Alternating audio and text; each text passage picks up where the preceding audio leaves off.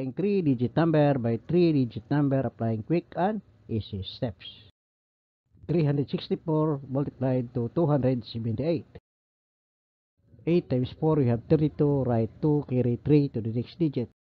8 times 6, 48, plus 3, we have 51, write 1, carry 5 to the next digit. 8 times 3, we have 24, plus 5, we have 29. Let's go step number 2, 4 times 7, we have 28, write 8, carry 2 to the next digit. 7 times 6, 42, plus 2, we have 44, write 4, carry 4 to the next digit. 10 times 3, we have 21, plus 4, we have 35. Let's go to the third step now.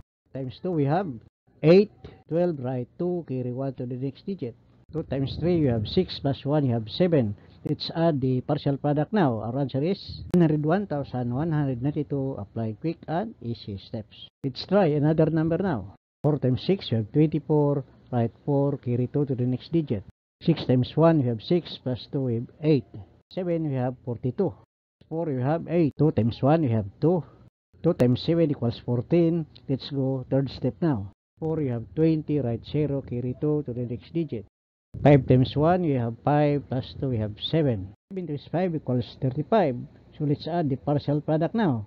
Our answer is 375,564. Applying quick and easy steps.